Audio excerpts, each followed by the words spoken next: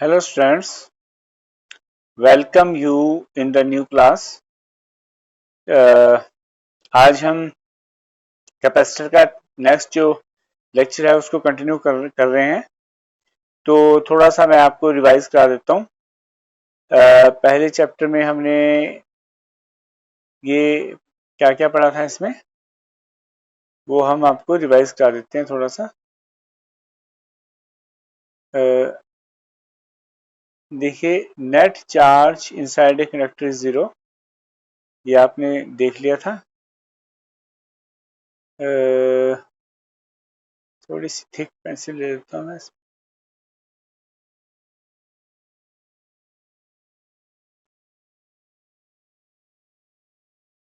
ठीक है, तो inside the conductor net charge zero होता है। ये तो आपने देखा था कि एक कंडक्टर है, अगर आपके पास यहाँ पे चार्ज, आपके पास पॉजिटिव नेगेटिव से कोई चार्ज जा रहा है तो कंडक्टर है, तो उसके एक साइड यहाँ पे इलेक्ट्रॉन्स आ जाएंगे और वो पॉजिटिव चार्ज को बैलेंस, इलेक्ट्रिक फील्ड अगर ई आपके पास है तो क्या होगा,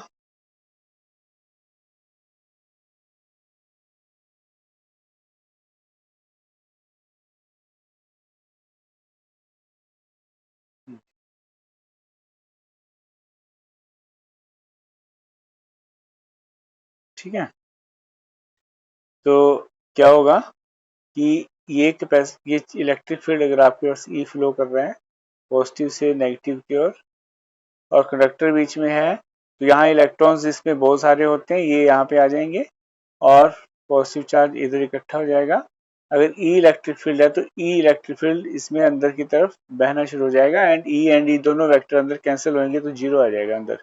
बाहर ई रहेगा, इस साइड भी ई रहेगा, लेकिन इनसाइड क्योंकि दो वेक्टर, एक वेक्टर ई इधर है और एक वेक्टर ई इधर है, तो दोनों आपस में एक दूसरे को कैंसिल कर देंगे।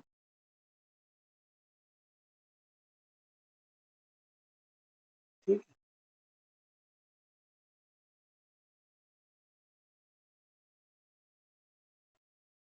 ओके।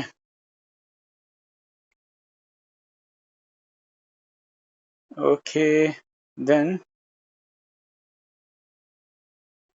ये हो गया नेट चार्ज इनसाइड इन ये कंडक्टर इज जीरो। ये इसलिए होगा, देखिए गॉस थ्योरम क्या कहती है, phi is equal to E dot area and phi is equal to Q by epsilon naught. तो ये जो है थ्योरम गॉस थ्योरम है। जब आपके पास क्यू ही जीरो है, जब ये क्यू जीरो है तो होगा क्या, फाई ऑटोमेटिकली या ई डॉट ए जो है वो जीरो हो जाएगा। तो ई dot A is Q by epsilon naught, Q zero है तो E again, E electric field आपके पास, I am sorry E zero है, थोड़ा सा इसमें गड़बड़ हो गया।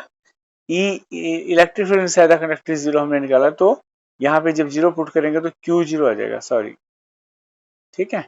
तो क्यू जीरो आ जाएगा, ये देखो आपके पास किया हुआ है सम। ये हम ये रिवाइज कर रहे हैं। इसके बाद जो है, इलेक्ट्रिक फील्ड जस्ट आउटसाइड ए चार्ज कंडक्टर इस परपेंडिकुलर टू एवरीवेयर, ये भी हमने चेक देख लिया था कि कंडक्टर के चारों तरफ परपेंडिकुलर ये 90 डिग्री फील्ड होता है electric field.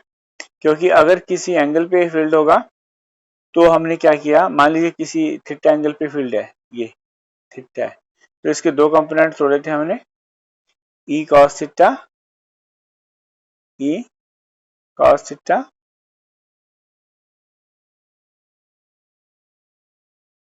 Late me tell you again, theta, E cos theta and E sine theta.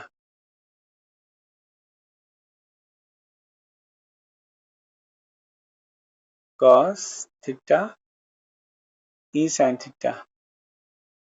Actually यहाँ पे जब रीअरेंजमेंट होगी चार्ज की तो चार्ज फ्लो नहीं कर रहा है या इलेक्ट्रिक फील्ड चेंज नहीं हो रहा है, ठीक है। इलेक्ट्रिक फील्ड चेंज नहीं होता सरफेस पे, क्योंकि तो ये तो पॉसिबल ही नहीं है कि इलेक्ट्रिक फील्ड अपने आप ही मूव करे या चेंज, अलग अलग इलेक्ट्रिक फील्ड हो जाए। तो ई कॉस थीटा कंपोनेंट जीरो है तो थीटा मस्ट बी 90 डिग्री, ठीक है। अच्छा, तो नेक्स्ट जो है,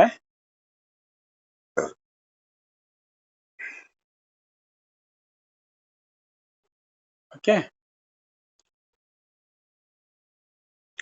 नेक्स्ट जो टॉपिक है हमारा वो है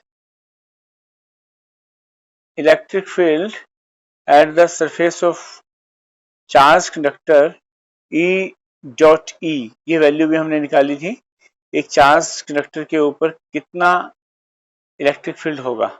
ठीक है, तो बड़ा सिंपल है कि गॉस थ्योरम क्या कहती है, E dot A is equal to Q by epsilon naught, and Gauss theorem से और चार्ज डेंसिटी होती है क्यू बाय ए। यहां से चार्ज निकाल लिया हमने, Q is equal to sigma into A, ये ठीक है। और गॉस थ्योरम में हमने इसको पुट कर लिया, E dot A is Q by epsilon naught A, तो ये बन जाएगा सिग्मा, ये वाला यहाँ पे E dot A is equal to sigma, तो ए से ए को हमने कॉमन निकाल लिया, ये दोनों तरफ ए से डिवाइड कर दिया, तो हमारे पास E is equal to sigma by E is equal to sigma by epsilon naught आता है। ये इंपॉर्टेंट है, ये आपको आना चाहिए। ठीक है, इसके बाद आना तो सब कुछ चाहिए वैसे, लेकिन ये आगे फिर हमारे टॉपिक जो है वो इसी से कैपेसिटेंस निकालनी है, चाहे आपने कैपेसिटर की या फिर कुछ और करना है, तो इसको आपको आना चाहिए। अच्छा, नेक्स्ट क्या है, कैपेसिटेंस ऑफ ए कंडक्टर कैसे निकालेंगे, ये डेफिनेशन है, capacitance is defined of a conductor is defined as the ratio of the charge stored by it to the potential raised by capacitor या कंडक्टर, सॉरी कंडक्टर। तो एक conductor की capacitance कैसे निकालेंगे कि भाई आपने एक कंडक्टर को चार्ज दिया, तो और चार्ज देने के लिए आपको हाई वोल्ट यूज करनी पड़ेगी, तो क्योंकि इसमें जब आप चार्ज देंगे तो इसका पोटेंशियल इंक्रीज होता जाएगा। पोटेंशियल क्या होता है, वर्क डन। तो एक ये यहाँ पे जो पॉजिटिव चार्ज को या किसी चार्ज को हम ला रहे हैं, पॉजिटिव चार्ज को ला रहे हैं, तो उसको आपको वहां पे रखने में ज्यादा वर्क करना पड़ेगा, तो इस तरह से वो पोटेंशियल रेज होती जाएगी। ड्यू टू पोटेंशियल ये पॉजिटिव चार्ज बाहर भागने की, मतलब एक दूसरे से रिपेल करके या इनमें जो एनर्जी स्टोर हुई है पोटेंशियल एनर्जी, वो इसको बाहर भगाने की कोशिश करेगी, तो ये पोटेंशियल रेज हो जाएगी। और मान लीजिए आपने क्यू चार्ज इस पे रखा है, तो ये ratio is known as capacitance. Okay,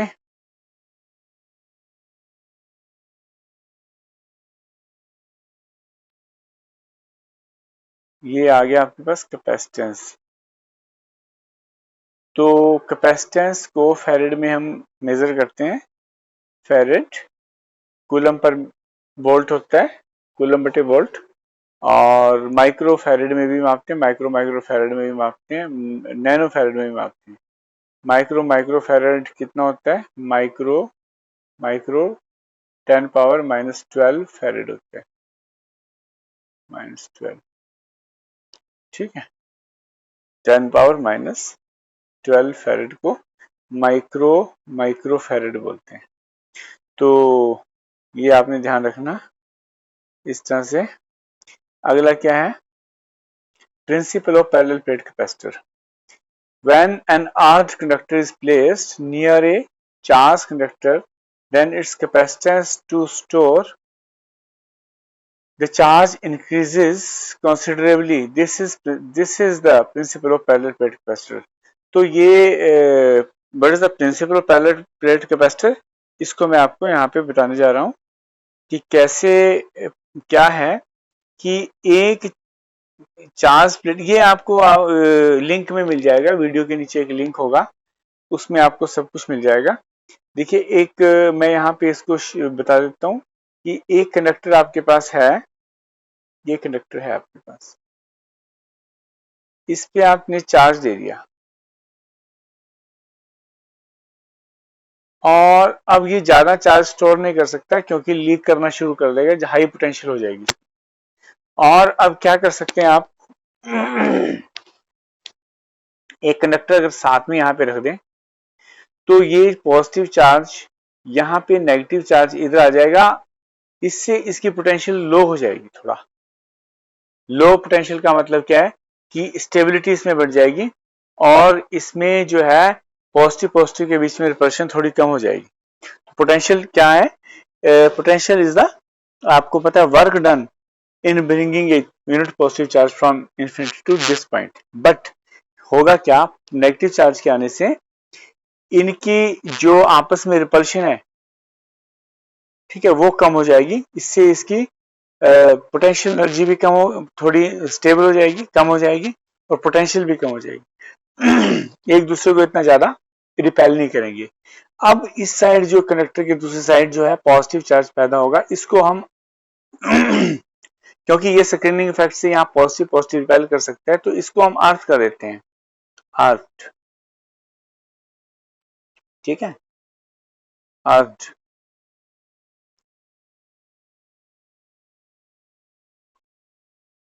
तो अर्थ कर दिया।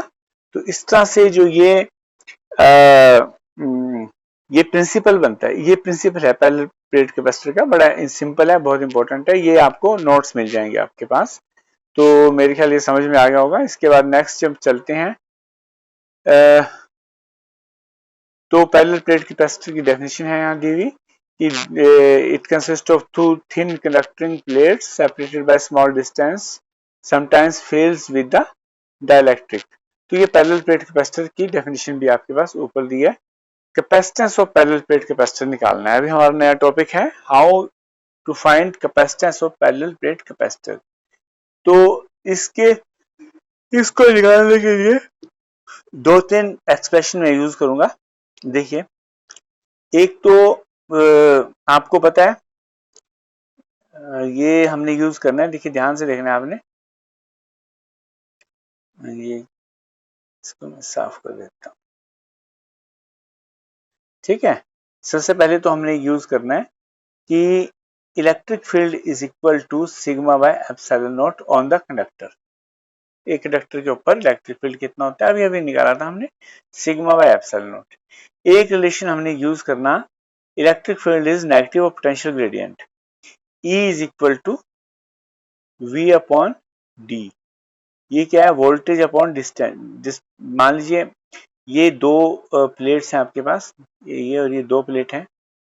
तो इलेक्ट्रिक फील्ड इस पे E इलेक्ट्रिक फील्ड है, तो इनके बीच में पोटेंशियल जो होगी, ये डिस्टेंस जो है V अपॉन डी हो जाएगा। क्योंकि वैसे इसके और इसके बीच में पोटेंशियल डिफरेंस मान लीजिए V है। ये 10 वोल्ट पे है, ये 0 वोल्ट पे है, नेगेटिव है, तो या माइनस में भी है, तो फिर भी आप पोटेंशियल उसकी जमा हो जाएगी। तो ये यहाँ से यहाँ तक का डिफरेंस V है और यहाँ से यहाँ तक का डिस्टेंस D है, तो E is equal to V by D हो जाएगा पोटेंशियल। मान लीजिए दिस इज 10 वोल्ट, ये 10 वोल्ट पे है और ये 0 वोल्ट पे है, तो 10 माइनस 0 इज 0, सॉरी 10 वोल्ट आ जाएगा। अगर ये -1 वोल्ट पे है तो 10 और 11 वोल्ट हो जाएगा। ठीक है, तो इनके बीच में डिफरेंस जो है वो 11 वोल्ट का हो जाएगा, क्योंकि 0 से भी नीचे है ये -1। तो इस तरह से अब देखिए आपने पहला रिलेशन हमने यूज किया E is equal to minus sigma by epsilon naught, दूसरा हमने E is equal to V D, और अब जो है एक और करना use, Q is equal to sigma A, तो sigma charge is equal to sigma A. अब लास्ट जो यूज करना है वो है हमारा कैपेसिटेंस की definition, C is equal to Q by V। ये C is equal to Q by V। ठीक है, तो हमारा ये C is equal to Q by V। इसके बाद हमने क्या करना है, C is equal to Q by V रखना है, और Q की वैल्यू यहां से रखनी है सिग्मा A बाय V, और V की वैल्यू यहां से निकालनी है।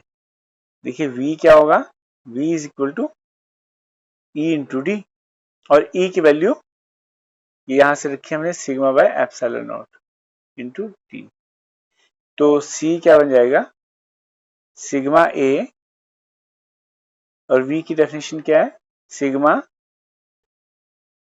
देखो E की वैल्यू है sigma by epsilon naught into D, sigma D by epsilon not. Epsilon not ऊपर जाएगा, सिग्मा सिग्मा कट गया, तो सी क्या आएगा, A epsilon naught by D. तो ये आपके पास यहाँ पे ये दिया हुआ है, C is equal to A epsilon naught by D आपके पास निकल आएगा। ठीक है, तो ये सेल्फ अपने आप ही करना प्रैक्टिस इसकी, बड़ा इंपॉर्टेंट है, बड़ा सिंपल है। तो अब आपने ये सब कुछ आपके पास नोट्स आपके पास लिंक में मिल जाएंगे, वीडियो के साथ ही लिंक होगा नीचे। आपने वीडियो के नीचे एक मार्क, बिल्कुल नीचे एक ऐसे मार्क होता है, उसको टच करना है और आपको नीचे इसकी डिस्क्रिप्शन और लिंक खुल जाएंगे। अच्छा, इसके बाद डाई इलेक्ट्रिक्स क्या होते हैं ये भी आपको पता है, ये भी मैंने लेक्चर में एक्सप्लेन किया है। ये बैड कंडक्टर्स होते हैं, और ये बैड कंडक्टर क्या होते हैं, ये इलेक्ट्रिक इफेक्ट को ट्रांसमिट कैसे करते हैं विदाउट एक्चुअली कंडक्टिंग। तो कुछ एग्जांपल दिए हैं मैंने डाइलेक्ट्रिक्स के। नाइट्रोजन, ये मैंने आपको चैप्टर में क्लियर कर दिया था। डाइलेक्ट्रिक्स में आपको वैसे बता देता हूँ कि बैड कंडक्टर है, लेकिन जैसे इलेक्ट्रिक फील्ड आपने अप्लाई करा इस पे, ठीक है, जैसे तो क्या होगा, ये electric field positive negative apply कर दिया आपने, तो क्या होगा, इसके जो ये बैड कंडक्टर है, इसमें जो इसके एटम है वो टाइटली बाउंड होते हैं, कोवेलेंट हो सकते हैं। तो ये क्या होते हैं, ये नेगेटिव पॉजिटिव, ये इनमें पोलराइजेशन हो जाता है, डिस्टेंस बढ़ जाता है नेगेटिव और पॉजिटिव चार्ज के बीच में, नेगेटिव पॉजिटिव इस तरह से हो जाता है। तो होता क्या है, बीच वाले ये इसको कैंसिल कर देता है, इसको कैंसिल कर देता है, और किनारे वाले नेगेटिव और यहाँ पे पॉजिटिव, ये एक इलेक्ट्रिक फील्ड पैदा करते हैं, थोड़ा सा हल्का फुल्का। मान लीजिए 10 कूलम बाहर से लगा है पर न्यूटन पर कूलम, और इसने 2 न्यूटन पर कूलम अंदर पैदा हुआ, तो अंदर चार्ज इनके एक वेक्टर ये है 10 न्यूटन पर कूलम इधर से आ रहा है बाहर से, तो अंदर जो 2 इसका कैंसिल हो जाएगा, 2 न्यूटन पर कूलम जो इसके अंदर पैदा हुआ, तो 8 रह जाएगा, इसका रिजल्टेंट 8 रह जाएगा। तो अंदर चार्ज होता है इसमें, इलेक्ट्रिक फील्ड होता है अंदर, सॉरी इलेक्ट्रिक फील्ड होता है अंदर, और वो इसके जो अंदर इलेक्ट्रिक फील्ड अपोजिट डायरेक्शन में पैदा होता है उसमें वो माइनस हो जाता है नेट इलेक्ट्रिक फील्ड से। तो इस तरह से डाइलेक्ट्रिक की आपने ये डेफिनेशन देख लेनी। तो इस तरह से नेक्स्ट जो है मैं लेके साफ कर देता हूँ।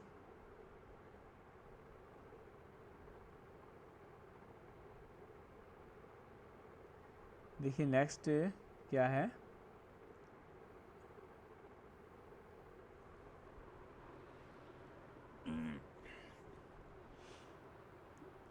नेक्स्ट क्या दिया है, डाइलेक्ट्रिक कांस्टेंट क्या होता है। ये तो डाइलेक्ट्रिक कांस्टेंट आपने पहले चैप्टर में पढ़ा, रिलेटिव परमिटिविटी।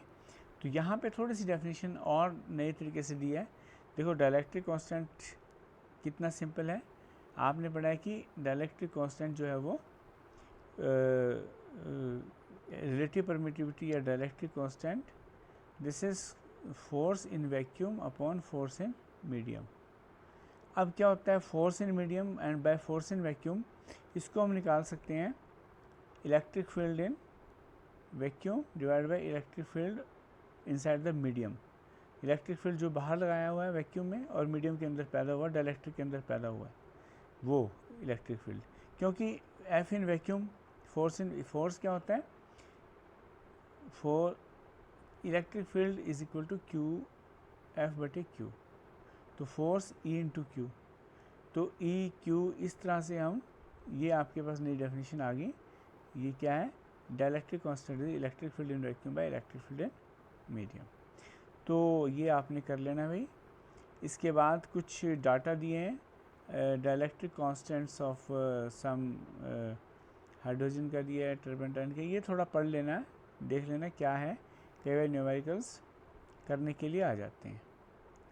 तो मेटल्स का डाइलेक्ट्रिक कांस्टेंट इन्फिनिटी होता है भाई, क्योंकि इसमें ई बाई ई जब हम निकालेंगे तो इलेक्ट्रिक फील्ड अंदर जीरो है, तो मीडियम के अंदर जीरो इलेक्ट्रिक फील्ड है, तो इन्फिनिटी आपका आता है ये, ठीक है।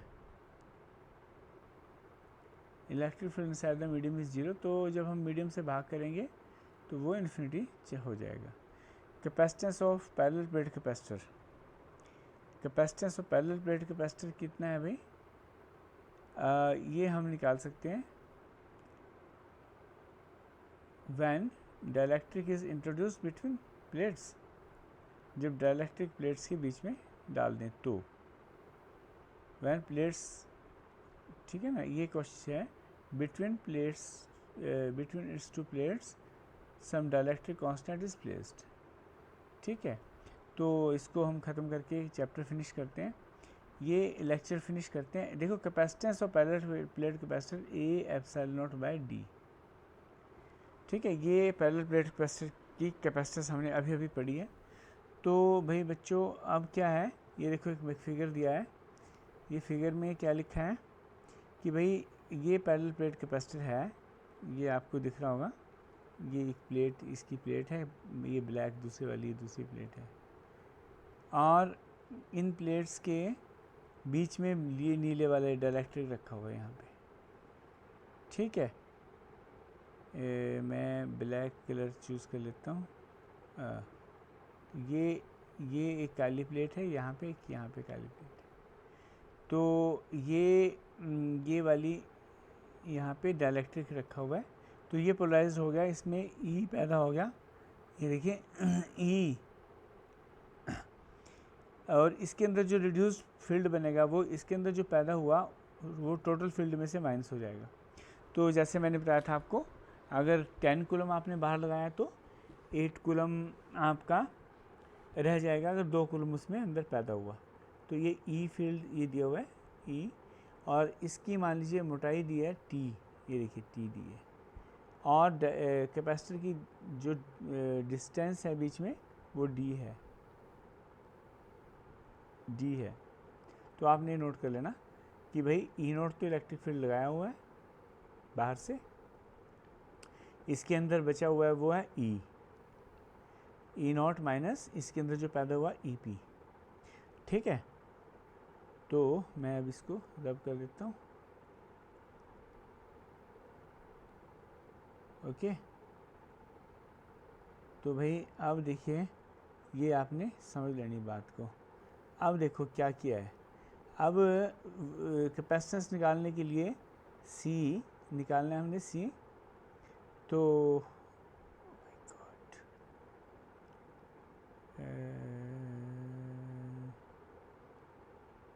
तो एडिट में जाके, एनिमेशन में जाके देखिए हमने निकालना है, क्या निकालना है, सी निकालना है। तो C is equal to Q upon V होता है बच्चों। तो वी निकाल लेते हैं सबसे पहले, वी दिख रहा है आपको, वी देखो, वी क्या है, ई नॉट डी, थोड़ा सा गड़बड़ हो गया, ई नॉट ई इंटू डी आएगा, ये थोड़ा सा गड़बड़ हो गया, ई इंटू, मैं आगे नीचे दिखाता हूँ, थोड़ा सा ये थोड़ा गड़बड़ हो गया, इसको ठीक कर दूंगा मैं, दूसरी वीडियो आगे चलते हैं ज़रा।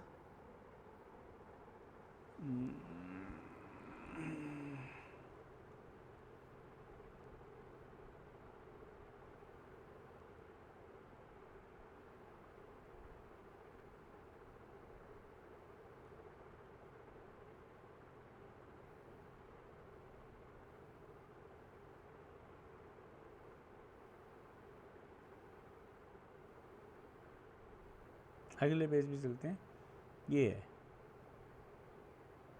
अच्छा ये बन जाएगा, देखिए ध्यान से देखना आपने, V is equal to E naught क्या है, D minus T plus E into electric field T पे है, ये थोड़ा सा यहाँ पे गड़बड़ हुआ। इसके बाद ई नॉट के की वैल्यू हमने अभी लिखी थी, ई नॉट बाय ई, तो ये के की वैल्यू आपने यहाँ फिट करनी है इसमें। तो V is equal to E not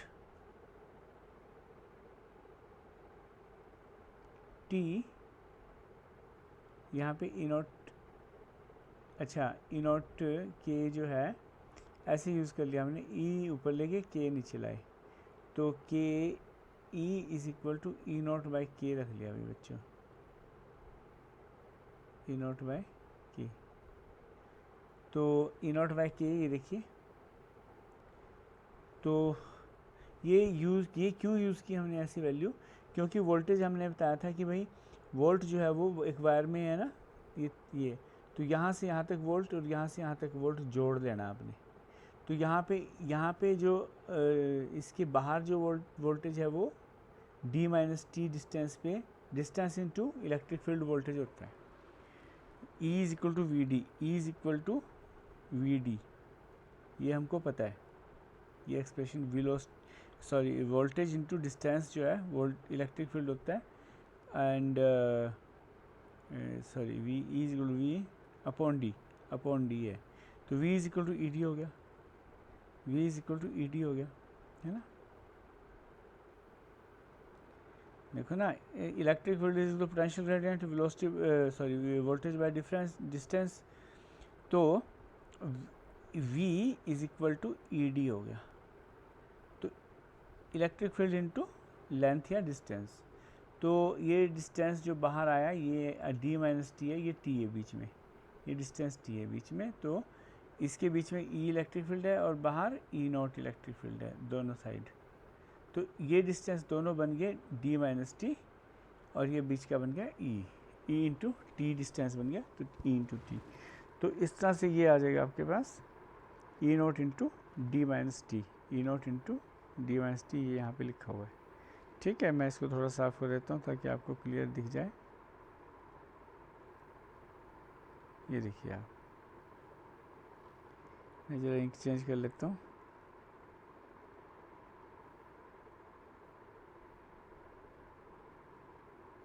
red दे देता हूँ। ये देखिए, ये तो ये हमने E की वैल्यू रख के, ई नॉट बाई के ई की वैल्यू है, ई नॉट बाई के डायरेक्ट्रिक कांस्टेंट से हमने ये वैल्यू रख दी और इस तरह से इसको V की वैल्यू हमने निकाल दी। ये निकल आई V की वैल्यू, ई नॉट को कॉमन टी बाई के डी प्लस ये आ गया हमारे पास, और ये ई नॉट डी माइनस टी ये आ गया हमारे पास V की वैल्यू। अब क्या करना है हमने इसे, अच्छा एक काम और कर सकते हैं आप, ई नॉट को सिग्मा बाय एप्सिलॉन नॉट, ये कंडक्टर के ऊपर इलेक्ट्रिक फील्ड कितना होता है सिग्मा बाय एप्सिलॉन नॉट, ये वैल्यू भी हम यहाँ पे इसकी सब्स्टिट्यूट कर देंगे और ये वैल्यू हमने सब्स्टिट्यूट करी तो इलेक्ट्रिक फील्ड, और उसके बाद electric field is equal to हमने क्या लिखना है क्यू, ये आ जाएगा आपका electric field E naught between plate of capacitor, E naught is sigma by epsilon naught, ये भी हम आप ले सकते। अच्छा ये हम रखने के बाद क्या हो जाएगा हमारा, sigma is equal to Q by A. अच्छा इसमें ये सब्स्टिट्यूट किया तब थोड़ा चेंज हो गया, sigma is equal to Q by charge density और चार्ज अपॉन एरिया, तो सिग्मा की जगह आपने क्यू बाई ए, तो Q by A epsilon naught value रखी है ई नॉट की, Q by A epsilon naught ये वैल्यू आपने यहाँ पे रखी है वी में। ठीक है, ये आपको मैं ये लिंक में आपको मिल जाएगा नोट सारे, और इसको आपने लिख लेना है। तो इस तरह से क्या बन जाएगा आपके पास, capacitance is equal to Q by V, तो क्यू बाई वी की वैल्यू अभी हमने निकाली है, ये सारी हमने ये रख दिया आपने, ये जो निकाली थी वैल्यू यहाँ पे रख दी है। बड़ा इंपॉर्टेंट टॉपिक है, 4 नंबर का आता है एग्ज़ाम में, तो आपने इसको बड़े ध्यान से करना है, थोड़ा प्रैक्टिस भी करनी है, कई बार 3 नंबर का भी आ जाता है। तो सी एप्सिलॉन नॉट ए बाय, अब डी को आप कॉमन निकाल सकते हैं, अब डी को, ठीक है चलो इसने नहीं निकाला है, लेकिन आप कॉमन निकाल के बाकी जो भी आएगा अंदर आएगा, तो उससे कंपेयर कर लें, capacitance of parallel plate capacitor से कंपेयर कर सकते हैं इसको आप। देखो कैसे, C is equal to epsilon naught A by D है, और ये कैपेसिटेंस आई आपकी C डैश, इसको C डैश बोल लें आप हमेशा, C डैश कितनी आई एप्सिलॉन नॉट ए, अगर मैं D कॉमन निकाल लेता हूँ, D 1 minus T by D हो जाएगा, ठीक है, और 1 माइनस 1 बाई के ये अंदर रह जाएगा, ठीक है। तो इस तरह से 2 ब्रैकेट बंद कर दो। तो एक बार फिर लिखूँ इसको, थोड़ा अगर साफ नहीं नज़र आ रहा, देखो मैं इसको दोबारा लिख देता हूँ, सारे दोबारा लिख देता हूँ। C is equal to epsilon naught A by D, ये हमें पता है capacitance of the parallel plate capacitor. अब C डैश कितनी आई हमारी, ये देखो ये C डैश है। C डैश का मतलब जब हमने डायलैक्ट्रिक उसमें बीच में रख दिया, तो epsilon naught A upon D, D को कॉमन निकाल लेता हूँ, 1 minus T upon D, 1 minus 1 by के को एज इट इज़ रहने देता हूँ मैं। तो क्या होगा बच्चों, एक ब्रैकेट और है, बंद हो जाएगा एक ब्रैकेट और। तो ये epsilon naught A by D, इसकी जगह आपने ये कैपेसिटेंस C रख सकते हो। तो C dash is equal to C upon ये सारा कुछ 1 minus T upon D, 1 minus 1 upon K, ये सारा कुछ देखो 1 by K, K is always greater than 1, dielectric constant of medium is always greater than 1, और ये हो जाएगा 1 बाई के क्या हो जाएगा, 1 माइनस 1 बाई के इज 0 और 1 के बीच में होगा, और मतलब 1 से छोटा। तो T और D में जो है ना, T हमेशा छोटा होता है D, तो it means that 1 minus something less than 1 is less than 1, 0 और 1 के बीच में आएगा। तो C डैश इज ऑलवेज, ये सारा लेस देन 1 होगा, तो C dash is always greater then C, ठीक है। C डैश इज ऑलवेज, ठीक है।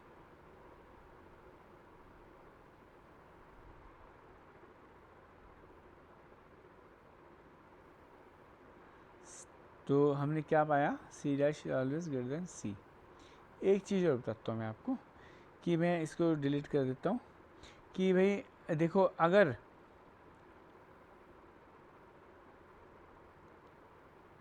थोड़ा सा मैं यहाँ पे, चलो ऊपर से ले लेंगे, देखो अगर पूरा पूरा डायलैक्ट्रिक फिट हो जाए कैपेसिटर के बीच में, तो क्या होगा, तो क्या होगा बच्चों, तो ये स्पेशल केस है, पूरा पूरा डायलैक्ट्रिक अगर फिट हो जाए तो C डैश कितना बन जाएगा, epsilon naught A by D, C upon D, D और T आपस में बराबर हो जाए, D माइनस T कितना, और D हो जाएगा तो 1 माइनस 1 बाई के। तो D हमने कॉमन निकाला था ना, D तो हमने कॉमन निकाल लिया था, 1 minus D by T by D, sorry एक थोड़ा सा मैं इसको साफ कर लेता हूँ,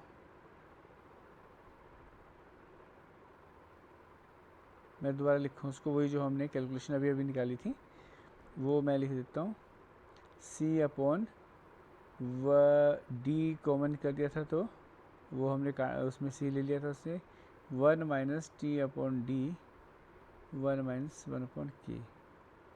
तो ये D बाई D हो जाएगा, D बाई D तो कट जाएगा, अगर T और D आपस में बराबर हो जाएं, मतलब पूरा फिट हो जाए कैपेसिटर के अंदर, पूरा ही डिस्टेंस में आपने वो डाल दिया, तो 1 माइनस 1 ये फिर कट जाएंगे, प्लस 1 बाई के आ जाएगा, तो C डैश क्या आएगा, C डैश कितना आ जाएगा, K इंटू सी के बराबर आ जाएगा, C डैश K इंटू सी, तो K से बढ़ जाएगा, कैपेसिटेंस जो है वो K से बढ़ जाएगी, ठीक है, okay. Capacitance is equal to C के, क्या हो जाएगा, सी के। तो इस तरह से आपने ये टॉपिक ख़त्म है, and our lecture is finished. तो नेक्स्ट जो हम पढ़ेंगे वो हम पढ़ेंगे कि भाई कंडक्टर अगर बीच में रखें और कम्बिनेशन ऑफ कैपेसिटर, ठीक है, और जितना भी इसमें एनर्जी ऑफ कैपेसिटर, ये हमने जो नेक्स्ट चैप्टर में करना है, ठीक है। तो आज के लिए इतना ही काफ़ी।